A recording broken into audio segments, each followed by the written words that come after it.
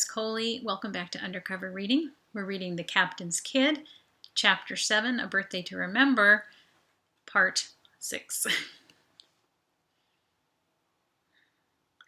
Dad was coiled tight as a spring, pacing the corridor when we arrived. The brig was stripped down single cabin with a sitting room and bathroom, but no computer terminal and nothing you could make a weapon out of, unless you could somehow turn the couch springs into a projectile launcher. My brain buzzed. There always was a way, wasn't there? Oh, but you'd have to build it in the shower, the only place the security cam wasn't monitoring. Dad eyed the prisoner coldly. And to think I put you in charge of my son's safety. Disappointment filled his hoarse voice. I cringed for River Swift. I knew how it felt to be on the receiving end. Dad didn't raise a hand, but his words were like a blow to the gut. I don't know what to say that adequately conveys how angry I am. He seethed with intensity. His hands curled into white-knuckled fists by his sides. I will be back in 1 hour. He put an arm around me and he was shaking. Come, Brandon. Let's leave this miserable traitor to clean himself up. I glanced back to see River Swift's dark eyes focused on me. Not scared, not angry, not defiant, just depressed. He vanished into that unreadable, calm expression and turned away. I gulped and found my voice.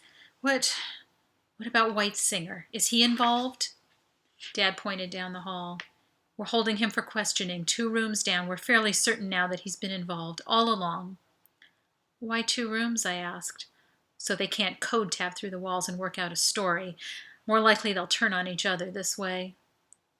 What's going to happen to them? We had a long way to go yet. Dad breathed heavily. We're not turning back. We'll just have to keep them locked up until the mission is completed and return them to their tribal elders for judgment. But Dad, that's almost a year. In that little room. My protest trailed off. Dad strode ahead of me. Yep, that's reality.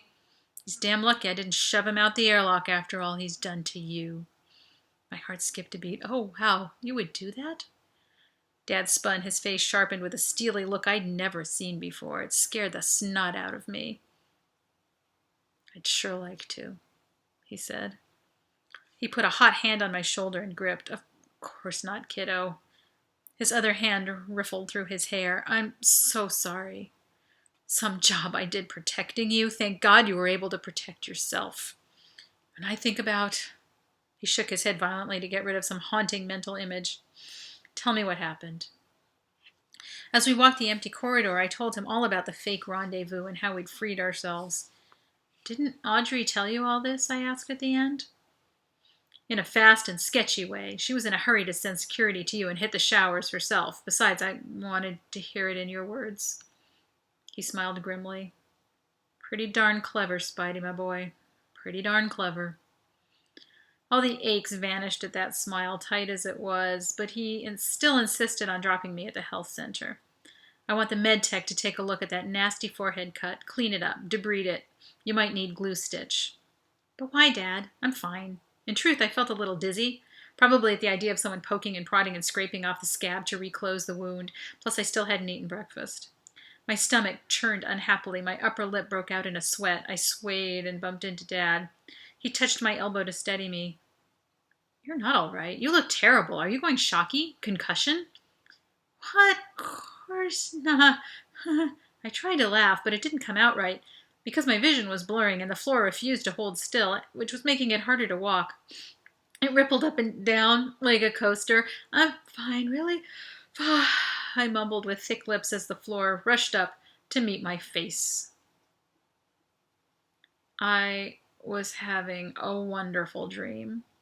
Soft, warm pillows cradled me, and someone was stuffing soft, warm marshmallows into my mouth. They were sweet and melting. I hummed with delight. Yum. A voice whispered, I think he's waking up. And then the softness went away. Hey, it worked! Dad's voice broke in. Good job, princess. I opened my eyes to see Audrey moving away from me. Painfully bright lights made a halo around her. I smiled woozily. What worked? Waking you with a kiss, she said. I jerked up to my elbows. Hey! No fair! I was unconscious! I missed it! I fell back to the pillows. Oh, I'm going again, I said faintly. Audrey giggled and punched my arm. Not what I was hoping for at all. Dad intruded. Well, you gave me quite a scare in the hallway, kiddo. I rolled my eyes. I'm fine. Dad shook his head. Spidey, that's the last time I trust you to self-diagnose. You are not fine. That lovely laceration on your forehead took 5 stitches to close, and you have a mild concussion and a hairline fracture. Then why do I have this bandage on my nose? You broke it on the floor when you passed out, Audrey replied. Oh, dang. Please come back for the next part. Bye.